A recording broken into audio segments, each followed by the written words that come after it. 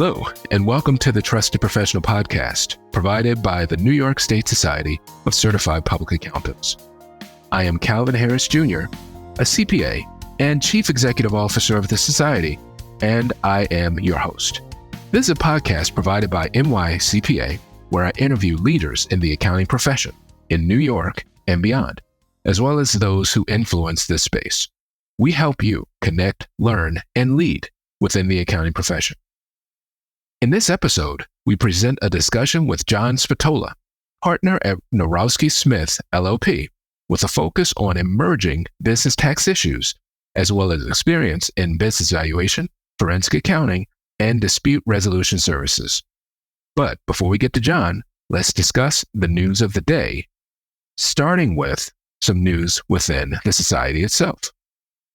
I'd like to encourage you to check out the meetings of any one of our 60-plus committees and interest groups focused on areas that matter to you. Next week, the week of August the 25th, NYSSCPA will have committee meetings for C corporations, auditing standards, Next Gen, that's our CPA members who are 40 years or younger, professional financial planning, chief financial officers, and business valuation and litigation services. The week right after, following Labor Day, would include our not-for-profit committee. You can view our event calendar at NYSSCPA.org for additional information on those committees and any of our others. Our event calendar lists contact information for those committees, as well as the numerous local, chapter, statewide events, and learning opportunities to help you succeed. I also would encourage you to consider donating to our benevolent fund, which provides short-term assistance when members find it difficult to meet financial obligations due to issues such as unemployment, accident impact, medical expenses, natural disaster, or loss of family income. You can learn more about the fund on the NYSSCPA website. Now, let's discuss some news outside of the Society. First, I want to mention an article provided by Accounting Today, which notes that a federal appeals court ruled cell phone tax unconstitutional.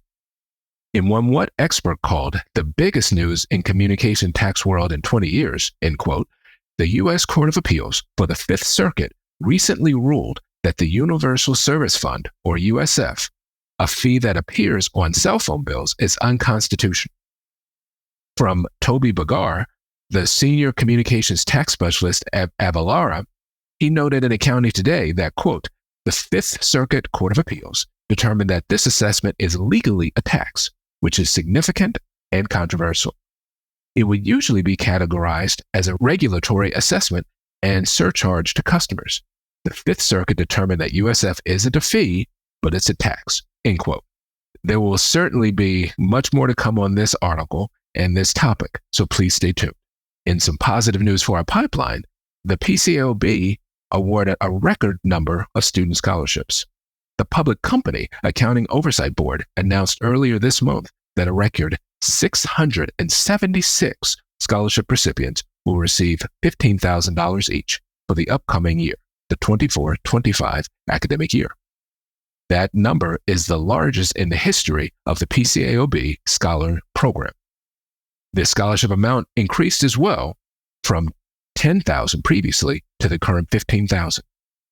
Since 2011, the program has awarded over $32 million in scholarships to over 2,900 recipients.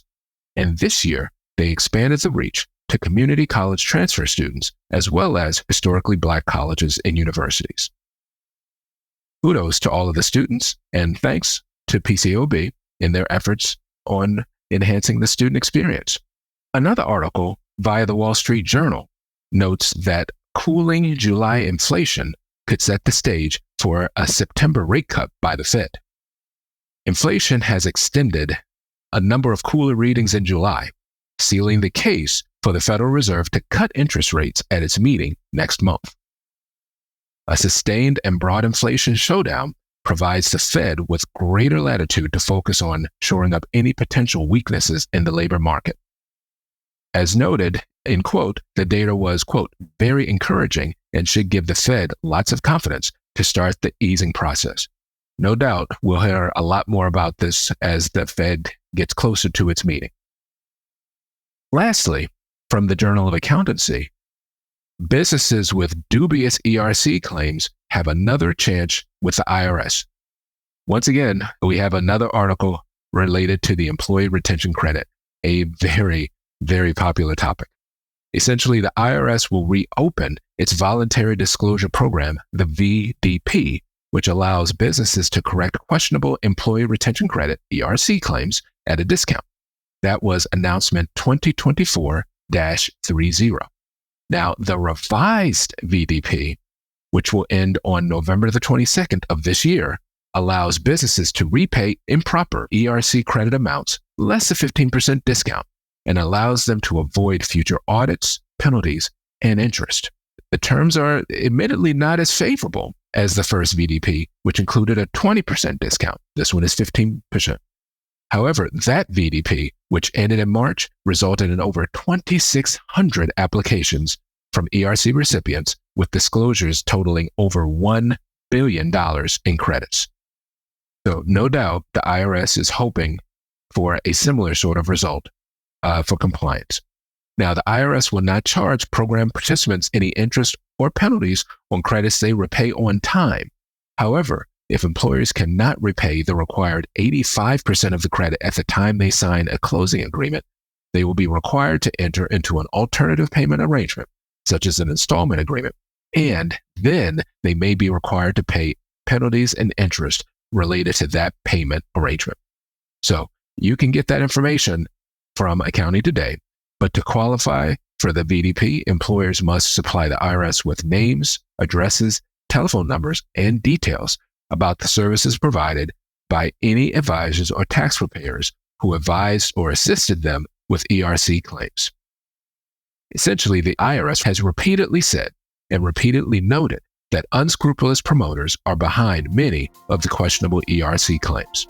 Now, that covers our selected news of the profession. So now let's go to our conversation with John Spatola. Okay, welcome again to the Trusted Professional Podcast. We are very excited to have John Spatola with us here today. I want to read you his bio very, very briefly before we get into our conversation. John is the partner of emerging business tax at Nawrocki Smith LLP. He has diversified experience in income tax planning and preparation, business valuations, insurance laws counseling, economic damages, agreed upon procedure engagements, and various other complex matters. He is extraordinary at the work he does, and I will say, for my part, equally excited because he is a longtime leader within the New York CPA Society and the profession as a whole, including as a past president of our Suffolk chapter and currently serving on the board as one of the VP's chapters. So welcome, John. Glad to have you here. Oh, thank you, Calvin. Pleasure to be here and very excited to speak with you today. We've got a lot of different places we can go, but I want to start with, your origin story of sorts. So, I mean, what got you into the field of accounting? So it's interesting. My father was an accountant, so you could say that I'm part of a legacy of accountants. But when I was younger, I helped him out a little bit and saw him, do the things that he did and the clients that become very close friends. And so I did have this draw to the accounting field, but I was a little bit of a child of the 80s. I'm, dating myself a little bit. During that time period, there were certain movies like the Friday the 13th and the Nightmare on Elm Street. I had a family member that was like a makeup artist, and it always was like really cool how they take something that's very fake and make it look very real. And when you're a kid, you're like, that's what I want to do. I want to be in the movies and I want to, help that stuff. And at that time, then it switched over to computer graphics, and CGI was a lot of what that stuff was done, or it wasn't done the way that it used to be. And I went to school for computers and spent, about the first 2 years programming till 4:00 in the morning, looking for a comma somewhere at 200 pages of code, and said, I don't really think this is for me, and came back to accounting, which is really probably where I should have been in the first place, and got a business degree, and then went back for all my accounting classes to sit for the CPA and so on and so forth. So it was a little bit of a zigzag. Started with that accounting, kind of went into computers. That helped me though, because it helped how you think and how you approach problems. So I was able to take a lot of that, and I came into the accounting field. And then, not to get too far into detail, but I had that big tax background and from my father. And when I first started, I did tax for a little while. The firm I'm with now that I'm a partner of, Nawrocki Smith, had reached out to me for forensics. I didn't even know what forensics was, to be honest with you. And I was like, sure, why not? Let me take a look at it. It was kind of like that deer on a headlight look. You tilt your head when you make one of those high pitched sounds. And they saw that I had experience with small business, and then that could translate to forensics. And then I spent a good piece of the beginning of my career traveling to probably 20, 25 states doing forensic investigations. And then I went into business valuation and spent many years valuing businesses, both in dispute and non-dispute work.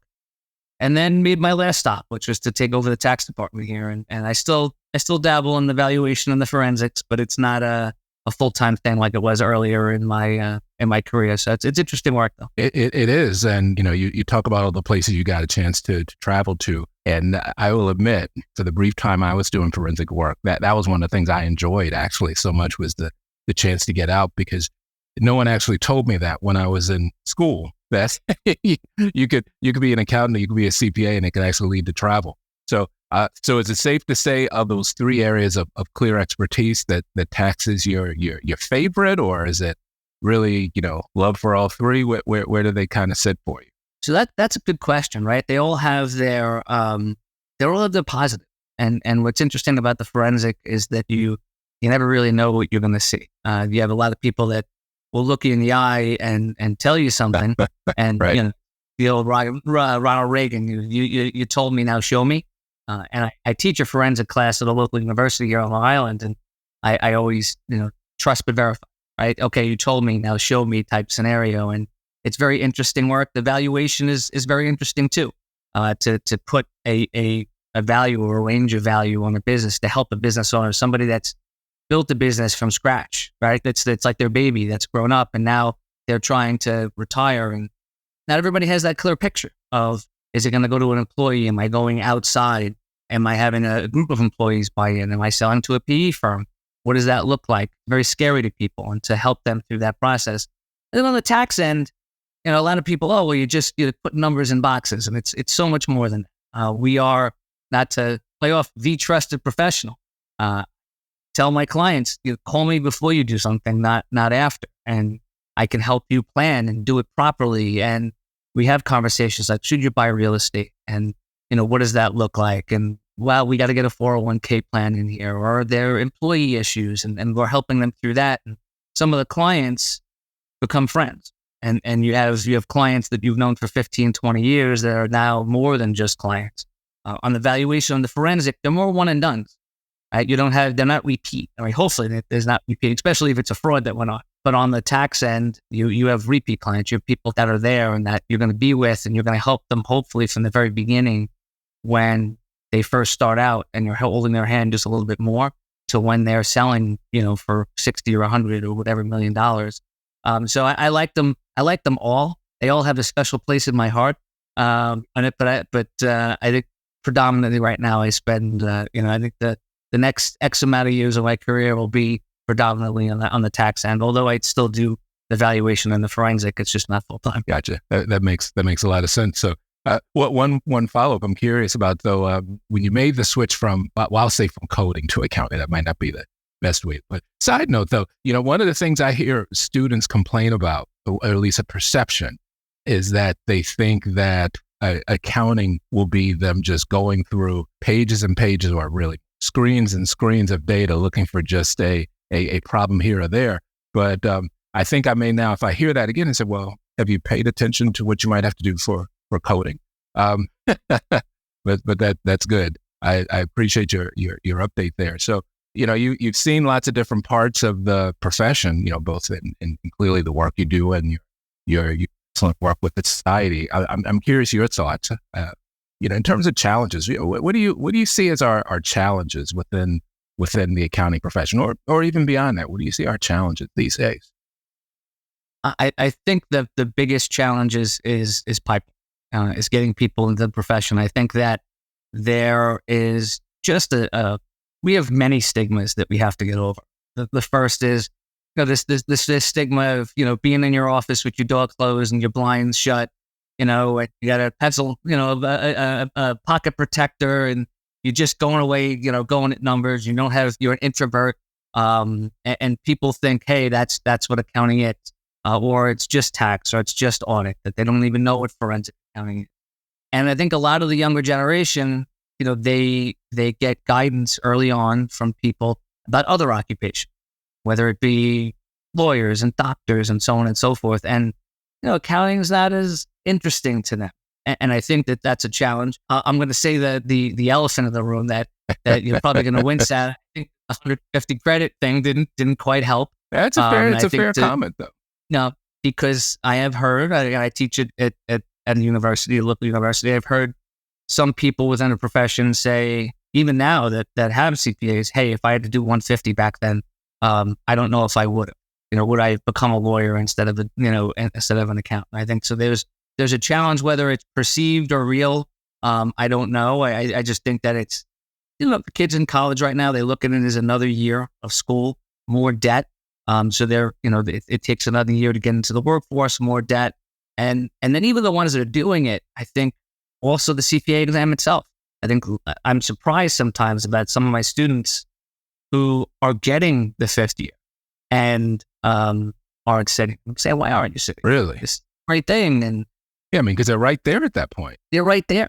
So it's a little bit of a shift. I think I think to the extent that we can really just get out the good work that we do, and at an early age, at the high schools, and getting it into the classrooms, financial literacy, which is something that us as a society we're really kind of trying to put forward with the education department, to get that in there and at an early age, have them see what it is and what it is.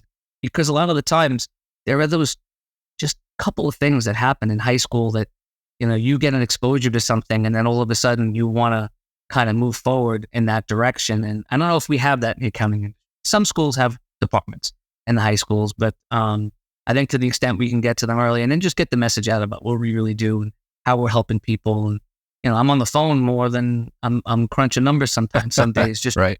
triaging problems and helping people, because that's what we do. We're helping our clients. We're helping people. So I think that's the challenge, to get that message out at an early age and to try to get the stigma kind of turned around a little bit.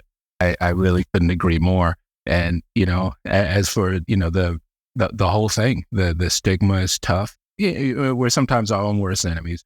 Oddly enough, I will admit, I actually am sitting in an office with with a bunch of spreadsheets on another tab, but that just happens to be the way it's set up today. It's usually a little more interesting. And, when we talk about pipeline, it's pretty impossible to talk about that without confronting the elephant pathways, which are all being talked about. I would say that the conversations are now, 2 decades old, more than 2 decades old, and they're continuing on. And hopefully we find a way to ever get everyone there and find a good way forward. To your point, when I'm asked, I always have to be honest with it that, if I'm a 120 CPA, and if it was 150, I'm not sure. I'd like to say yes, absolutely. But, admittedly, I went to a school down in Atlanta that was only 4 years. Now there were ways around it, but yeah, it's something that we can't ignore. And I know we're still facing the challenges of that. But yes, absolutely all challenges. Now, you actually touched on this one just a moment ago, but maybe you have a different answer. I'm curious, what's one concept, one thing, or heck, even a number of things about CPAs or about you specifically in the work you do that they consistently get?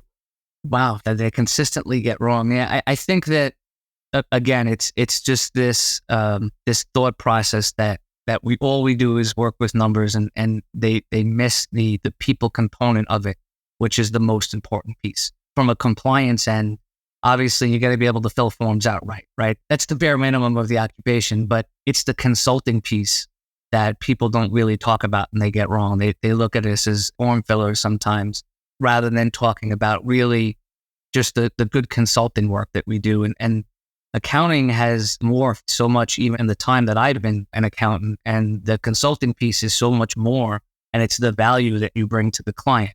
yes, everybody can really fill out a tax return. You can grab a CPA and have them do an audit. But the consulting piece, the guidance piece, the consultative portion of that, and really helping people through what in their minds is a crisis, right? Most of the time it's not. Right. And managing partner of my firm always says there's no accounting emergency. And he's right in that aspect. But in that moment, that client anticipates or feels that it is an accounting emergency, and being able to calm them down and have them kind of go, oh, okay, take that deep breath. And I say, hey, you can sleep now. You can put your head on the pillow. Don't worry about it. It'll be addressed, and it might take a little bit of time, but it'll be addressed. And it's those things. It's the consultative piece that people don't really talk about. And that's, again, I'm gonna go back to the podcast, the trusted professional, us being that trusted professional. Yeah, no, that is such an important point, because if I think back to even in college years ago, first of all, no one ever talked about the idea of doing consulting work, at all. And I think I got a great education. It's not my education; it just never came up as a thing. But it sounds like, and correct me if I'm wrong, that so much of the work ends up being, yes, you have to solve problems, but a lot of the work and being really good at what you do ends up being how you work with people, not with the numbers themselves. Am I overstating it a little there? No, absolutely. I mean, that is a significant, portion of it, which is, again, dealing with people, understanding why they feel certain ways, and sometimes just putting them at ease, because what's easy to you may not be easy to them. I have some clients that, the finance piece and the accounting piece is almost, it's opaque to them, where they may be one of the smartest surgeons, or lawyers, and what they are ridiculously good at what they do. And I think I can't do brain surgery, right? Then I'm like, oh, hey, it might be easy. I'll be in and out of there. I got to take this little piece and take care. It's the same thing for us, which is, hey, don't worry about it. It's not a big deal. It's, it's X, Y, or Z. It'll be addressed, and the kind of putting them at ease, because it's something that they don't live in. Right? We live it and breathe it as accountants. So to us, a lot of these quote unquote problems aren't really that big.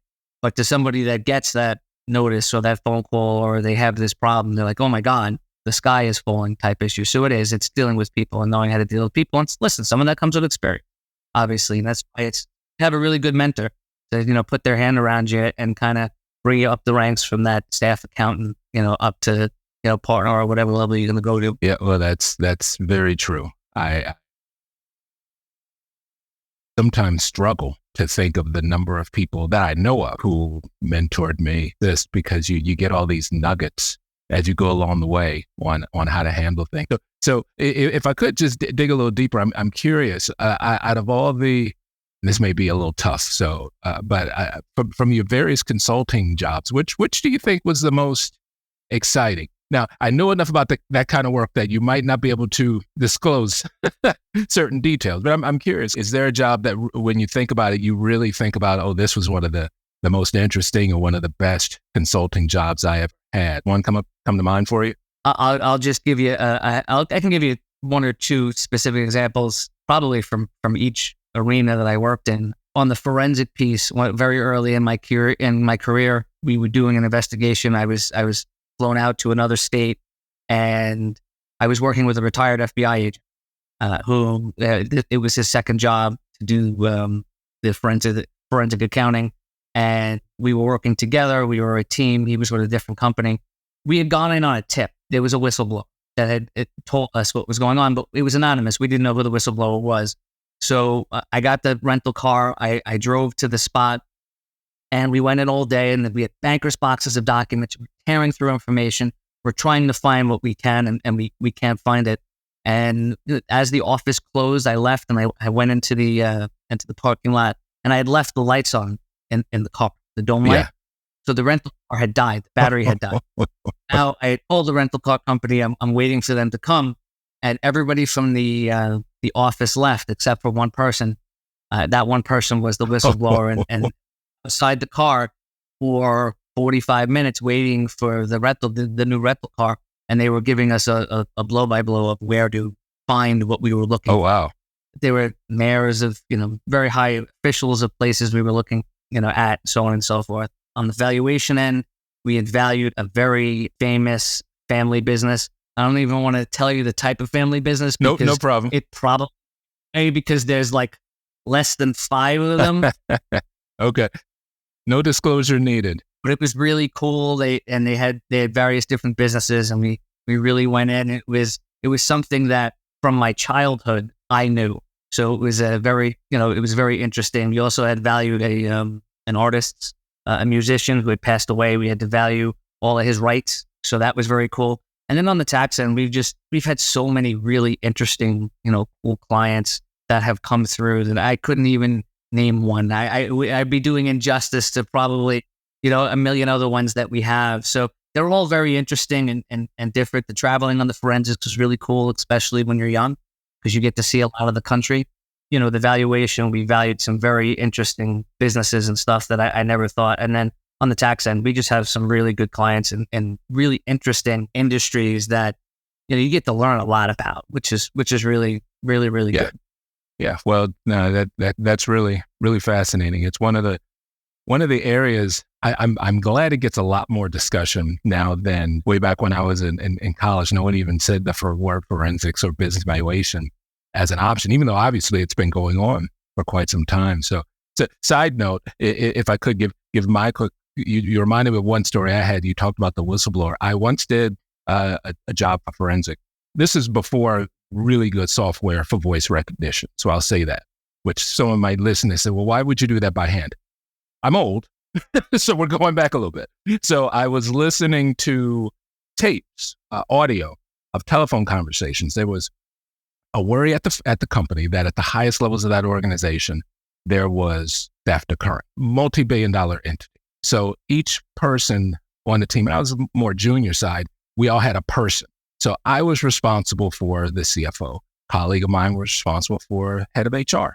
And in the end, I ended up having to talk a lot with my colleague on the HR side because we had to compare notes with what we heard, not because we identified a fraud, but because we identified an affair. So in the end, there was no money being stolen and people were worried about why they were acting so strange.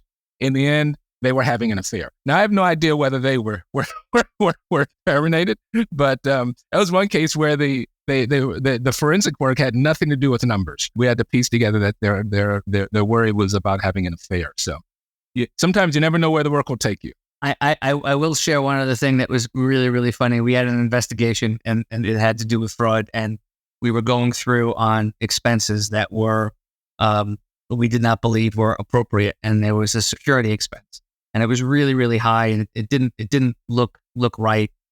So we started to do, basically, there's no scope in the forensic. You're looking at a transaction, and we went to the individual's house for a meeting. We went to their business, and then we also went to their house. So we went to their house for the business, and after we went to the business, and we were there, and when we went through the records, the sum of the security expense was the cost of their dog, the dog food, the vet bills. And it was this little dog that when I got there was licking me as we were talking. And I kind of chuckled to myself because, they, at that point, they didn't know that we knew what it was, what some of it was. It was a very small piece, but it was just so egregious that I always laughed to myself about that investigation, because the security dog was one of the cutest dogs. Other than mine, of course, and very friendly. It knew you were a good person, but that's why the security was downgraded to love, apparently. We were talking a bit early about some of the challenges in the profession. Take a quick little pivot here. So want to do a quick thought experiment, and and there's no right or wrong to it, but we think about all the things that are really great about the profession, some of our challenges, but let's just pretend I put you in charge of the whole thing. You're in charge of the accounting profession. You have unlimited resources, no constraints. You can do whatever the heck you want. What would you do? What would you start? I would start with getting financial literacy in the schools as soon as humanly possible, at the earliest ages that you can. I'll give you a little insight into even what I do. I have 2 children. There's a game called Roblox. Blew up during the pandemic because everybody was home. Stock prices went through the roof, so on and so forth. And you can buy these tokens or whatever. I don't even know what it is. I think it's Robux. And we would put my kids on like hey, you get X amount of Robux per month, and you have to budget, right? You have to budget. If you use them all in one day, you got 29 or 30 days that you don't have any. And every once in a while, they would ask for a little bit more. And I'd say, well, your budget is done. You can go into your piggy bank to buy more if you want. I'll only let you buy, $1 more, or whatever it is. So my older daughter comes to me, and it was my older daughter, and she goes to that piggy bank, and she brings me $1 bill, and I was like, sales tax. Got it. You really leaned into this lesson. So even at the youngest ages, kind of teaching them that there's a tax attached to it. My brother, I'll never forget it. He's much younger than me. First paycheck that he got, he was like, they stole money from me. Oh, wow. What do you, they stole money? No, I made $1,000. I only got $650. And I was like, well, no, that went to tax. There's Social Security, there's Medicare, there's federal, there's state. So, even listen, I'm teaching my kids as they're coming up. My brother's my brother, right? But you got to get early. You got to get them early just to have some type of financial literacy. There are people that I work with that don't know how to reconcile a personal checkbook, that aren't in the tax department. And they're accountants. Because somebody else has always paid their bills. And so the financial literacy piece is really important, I think. And I think that if you get early the financial literacy piece and teaching them the basic accounting, the very basic, I think you'll have more people that from the very beginning like it and want to do it. I think the only other thing is to figure out a pathway. Maybe it's not getting rid of the 150, but having 30 credits be experience related. And my whole argument has been, listen, the significant majority of the CPAs are all 120 credit CPAs, and there's some really smart people. I had 150 because of the computer science. I had to go back to get the accounting classes. So I think I still qualified under the 120. I just used the 120 I think I maybe had 155, whatever it ended up being, but I still consider myself a 120 because it wasn't for that purpose.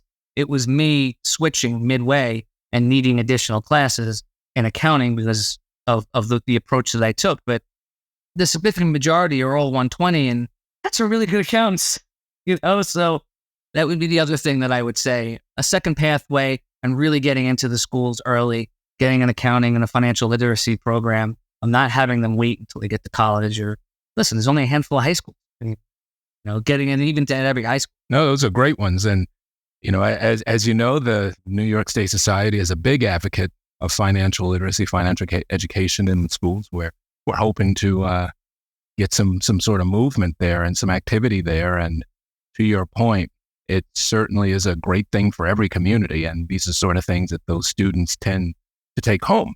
So even though the kids are getting the education in the school, when they're excited about it, kids, when they get excited, they bring what they're talking about home. So what a great thing if they bring that kind of thing home. And additional pathways, well, that's one of the fundamental challenges we're all still working through. So those are great ones. Those are great ones. And I like the thought experiment being that there are no constraints, because as you know, with both of those items, we have some constraints we're trying to work through. So we'll see, but I'm hopeful. I'm very hopeful too. Well, now, John, I couldn't let you be here without asking you about one thing. I think you know where I'm going with this. So I'm going to let you tell the story about how you were a music video superstar. I wouldn't say music video superstar, but when I was a kid, I touched upon it very, very early in the podcast about, I had a family member and did makeup in the movies, and that always kind of drew me. I acted for a little while, probably, maybe 2 years. Went to acting classes, and then it was like an extra in an opera. And I was there was some panda movie that I think it was Disney made. It was like between me and like 2 or 3 people, and then the panda got sick. I'm like, I remember a lot of. So God knows the path I would have went maybe if I was in that movie. But I ended up trying out for a music video, and my name is John Spatola, and at the time, Mariah Carey was dating a Tommy Mottola, and she took my headshot out and said, I want him to be in the video. And I was one of 3 kids on stage with her. Spent a full day, a full probably 13, 14 hours in Brooklyn, an old abandoned church. I was young, but I remember, it was like abandoned. And they were like pipes hanging from the ceiling. Got to be in a music video with Mariah Carey. It was Make It Happen. So now every time Calvin sees me, make sure to find that Make It Happen somewhere. There's a lot of hashtag Make It Happens on LinkedIn, which is really funny. I giggle to myself a lot. So that's the story of how I ended up in that music video. And I did it for, like I said, a year or two, and then decided not to do it anymore. Yeah, that's a little tidbit about me that before today, not too many people know. Now there's going to be a lot of people that know. I tell you what, your friends and colleagues at the society have certainly had a lot of fun with it, but I can assure you it's all from jealousy. Because if I was in a music video with Mariah Carey, that would be my screensaver. It would be my ringtone. I would find ways to slip it in the conversation about how I was on the stage with Mariah Carey. But unlike me saying it, you've got video proof that it happened. So believe me, all of us who are making fun are really jealous about it. We wish it was us. I still got the same dance moves too. Not much has changed. Well, they're classic. Well, John, I really appreciate your time and you taking the time to talk with me today. But now, I guess my closeout question is like, what one question did I forget to ask, or what thing would you want to make sure that we know? I mean, gosh, we've gone all the way back to Mariah Carey. But what one thing did I forget to ask you? What things should everyone else know about? So I wouldn't say forget to ask, but the one thing that I think that maybe I forgot to say, and we talked about the challenges in the industry and so on and so forth, and how we have to kind of flip that over. Our industry has become very flexible in the way, and I think that's another thing that we really should promote. I mean, whether it be the remote work, where most of the firms are in a significant type of remote work atmosphere, the flexibility. I mean, especially the way that I run my practice. I want my people, I don't want them to miss anything for their kids. I want them to be there. It's very different than maybe it was 30 years ago, where there is. And then as you kind of work up, I mean, I have people that look at me and they're like, how do you do everything that you do? Like you're an adjunct professor at a university. You're the VP of chapters for the state. You coach 2 travel soccer teams for your Wait, your I children. didn't know that part. You coach 2 travel soccer teams? Wow. To travel side for my 2 girls. Yep. Yeah. So I do that while being an adjunct, while running a practice area, while being the VP of chapters, while being on the board of Suffolk. And it's the way that this works. I mean, you end up working a lot, but you do it kind of, hey, if I got to work at 10 o'clock at night because I was at soccer practice for 3 hours, you make it work. And I try to afford the same type of flexibility to my people. And a lot of the industry has. So the industry has become much more flexible than we were years ago. And I don't think a lot of people see that either. This isn't quite a, hey, you have to absolutely be here between 9 and 5 and the phones turn on at 9 and they turn off at 5 type of scenario. So that would be something that we should kind of promote a little bit too. And listen, is it everybody? No, I don't think it's everybody, but as a whole, I think as a whole, we have really shifted and changed, and the industry has become more flexible, which allows people to spend more time with their families and experience and not miss things with their children and stuff along those lines. So that would be the only extra thing that I would say that maybe I think is important to get out there. And yes, I do coach 2 travel soccer teams too. I learned something new just at that moment. Well, John, you said it well, and it's very true. The flexibility that the profession provides is so different than it used to be. I think it's a huge benefit for us. So absolutely. And as much as we all love the accounting industry, obviously, it's nowhere near as important as the time that we spend with our family. I mean, some of the best stuff that I do is coaching my children. So, and the most joy that I get, even though I get a lot of joy from doing taxes with forensics, a lot of joy with clients, that's really what the most joy is. And now, no doubt, that's the part that matters the most. So thank you again. Again, this is John Spatola from the New York State Society, one of our VPs of chapters. And, well, I'm still going to say it. Music video superstar, tax extraordinaire. John, thanks again for joining us on the Trusted Professional Podcast. Thanks for having me, and thanks for making it happen. I hope you enjoyed our interview with John.